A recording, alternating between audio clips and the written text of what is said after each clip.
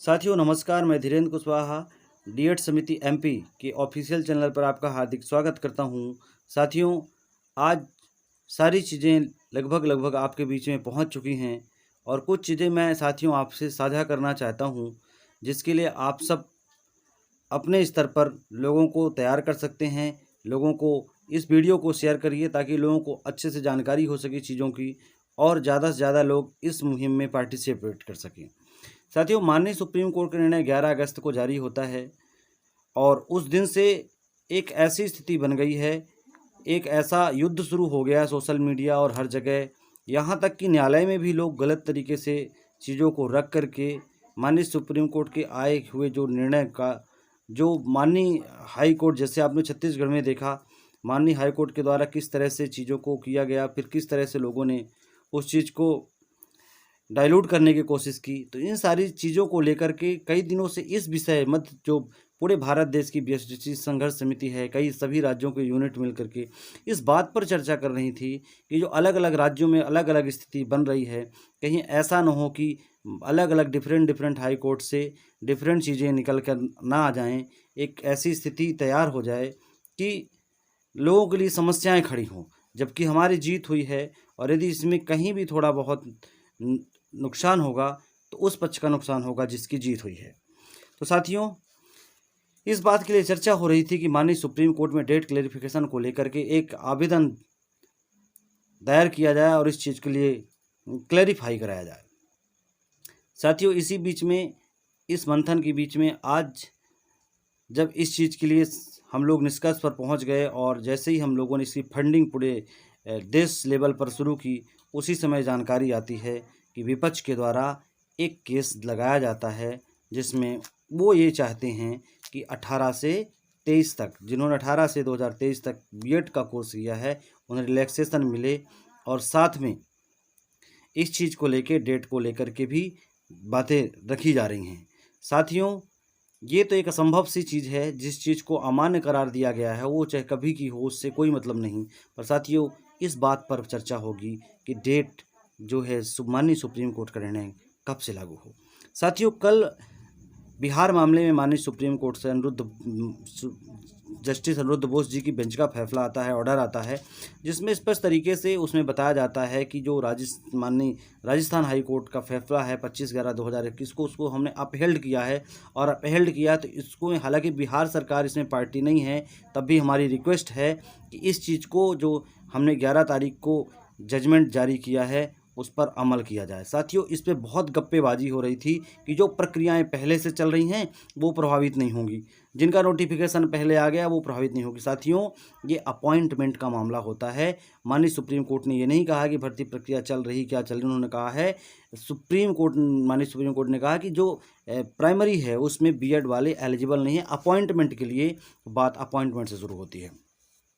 साथियों, ये तो बात हो गई कि अलग अलग हाई कोर्ट्स में मैटर चल रहा है जिस दिन से माननीय सुप्रीम कोर्ट का निर्णय आया है, और किस तरह से विपक्ष ने इस चीज़ को लेकर बड़ी चालाकी से चीज़ों को करने की कोशिश कर रहा है, ताकि, इसलिए साथियों, इसमें अपने को, हम तो ऑलरेडी ही एप्लीकेशन के लिए जा रहे थे, तो हमें इसमें पार्टी बनना बहुत ज़रूरी है और पार्टी बन के अपनी बात को रखना बहुत ज़रूरी है। नहीं तो फिर से किसी तरह से चीज़ों को तोड़ मरोड़ के रखा जाएगा लोगों के द्वारा, और ये एक आपके लिए बहुत ही गंभीर स्थिति हो सकती है। पार्टी बनना है और पार्टी बनने के लिए हमें अपने लॉयर्स को फील्ड में, कोर्ट में उतारना पड़ेगा। और जब हम अपने लॉयर्स को उतारेंगे तो जाहिर सी बात है वहाँ हमें धन की आवश्यकता होगी। आप देखिए साथियों कि किस तरह से विपक्ष के लोग हारने के बाद भी कितनी एनर्जी के साथ काम कर रहे हैं, और हमें जीत मिली है, बरसों की मेहनत के बाद हमें जीत मिली है। और उस जीत को भी हम बनाए रखने के लिए यदि अपने साथियों की मदद नहीं करते हैं, टीम की मदद नहीं करते हैं, संघर्ष समिति की मदद नहीं करते हैं, तो फिर ये एक बहुत बड़ी हमारी हार है, हमारी मनोदशा की हार है। साथियों, कौन क्या कहता है सोशल मीडिया में, इससे कोई मतलब नहीं है। मतलब हमारा इससे है कि यदि बात को रखा जाना है माननीय सुप्रीम कोर्ट में, हमने पहले फैसला किया था कि हमें रखना है तो हम उसको रखेंगे। हाँ, यदि केस विपक्ष के द्वारा लगाया गया है, जैसे आप देखते हैं माननीय जबलपुर हाई कोर्ट में केस तो डीएलएड वालों ने लगाया था, लेकिन उसमें इंटरवेनिंग एप्लीकेशन डाल के विपक्ष के लोग भी पार्टी बनते हैं, उनको भी पूरी तरह से सुना जाता है। तो साथियों, एक बहुत अच्छी चीज़ हुई है, हम उसमें पार्टी बनेंगे और अपनी बात को रखेंगे, अन्यथा हम जीते हुए कुछ चीज़ों में हार जाएंगे। और पैरवी यदि अच्छे से नहीं हुई तो हम हार जाएंगे। इसलिए साथियों आपसे रिक्वेस्ट है, मध्य प्रदेश के साथियों से खास करके रिक्वेस्ट है, ये 300 रुपये 311 रुपये यहाँ से एक निश्चित राशि रखी गई है। इतना हम एक दिन कहीं बैठ के समोसा चाय की दुकान पे बैठ जाएं तो खर्च हो जाता है साथियों। इसलिए आप सब सहयोग करें। आप 300 से ज़्यादा कर सकते हैं करिए, पर साथियों लास्ट में उसमें एक और नंबर ज़रूर लगाइएगा ताकि हमारी फंडिंग जो है स्पेसिफिक दिखे। और जो श्री राम सर का नंबर है उनके पर्सनल नंबर पे आपको सीधे व्हाट्सअप करना है, वहीं पे लिस्ट बनेगी ताकि चीज़ें जो है तो क्लियर रहें। साथियों अब इसके बाद हम आते हैं माननीय जबलपुर हाई कोर्ट के बारे में। आप सबके बीच में आप सबके मन में बहुत सारा डाउट होगा कि अभी फंडिंग माननीय सुप्रीम कोर्ट के लिए शुरू की जा रही है, इसके बाद जैसे ही 14 तारीख आना शुरू होगी तो मध्य प्रदेश हाई कोर्ट के लिए इसके लिए फंडिंग की शुरुआत की जाएगी। साथियों मैं आप सबको आश्वस्त और क्लियर कराना चाहता हूँ कि 14 तारीख की जो हमारी सुनवाई जबलपुर में होने वाली है उसमें हमें किसी भी तरह के फंडिंग की आवश्यकता नहीं है। हम उस स्थिति में हैं कि 14 तारीख 15 तारीख को सुनवाई यदि होती है, लगातार भी होती है, तो हम उस चीज़ को बहुत आसानी से हैंडल कर लेंगे, उसमें कुछ भी। इसलिए साथियों ज़्यादा से ज़्यादा जितनी ताकत हो सके आप इस चीज़ में लगाइए, और ताकि हम उस बात को रख सकें वहाँ, क्योंकि हमारा मामला अध्याधीन है। इसको थोड़ा सा आप चीज़ों को समझिए साथियों। समझिए कि हम माननीय हाई कोर्ट में जाते हैं 16 जून 2022 को जाते हैं, और इसके बाद अगस्त में रिजल्ट आता है। माननीय हाई कोर्ट के पास हम जाते हैं इस चीज़ के लिए कि हमें न्याय चाहिए, हमारा हक मारा जा रहा है। ये जो गजट है, नोटिफिकेशन है, गाइडलाइन है एनसीटी की, वो खारिज हो चुकी है और पूरे देश के लिए खारिज हो चुकी है, क्योंकि गजट नोटिफिकेशन एक है और यदि वो कहीं से खारिज होता तो पूरे देश में खारिज है। लेकिन माननीय सुप्रीम कोर्ट में मामला लंबित होने के कारण माननीय हाई कोर्ट ने इस बात को अपने संज्ञान में लेते हुए कहा कि वहाँ के फैसले को हम लागू करेंगे।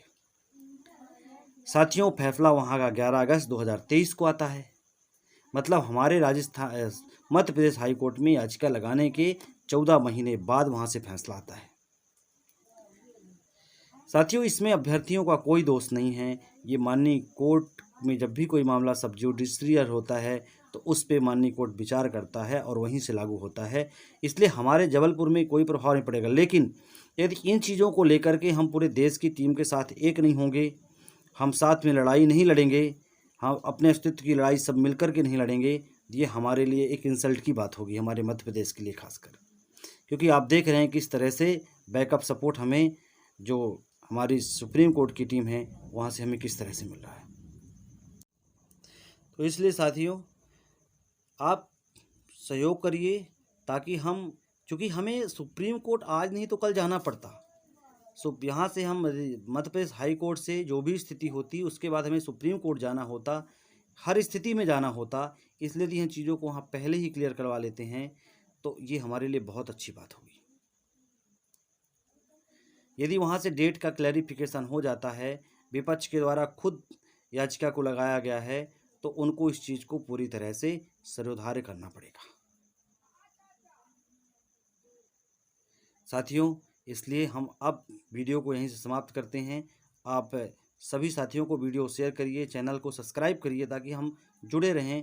जब भी कोई जानकारी हम कम्युनिटी में भी डालते हैं तो आप तक बहुत आसानी से पहुंच सके, और आप हमेशा तत्पर रहें। मुझे पूरी उम्मीद है, पूरा भरोसा है अपने मध्य प्रदेश की टीम के ऊपर।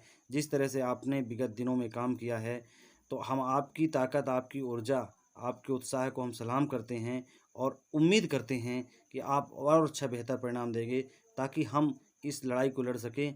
अन्यथा हम एक ऐसी स्थिति में पहुंच जाएंगे कि जहां से हम चीज़ों को डिसाइड नहीं कर पाएंगे कि हम करें तो करें क्या।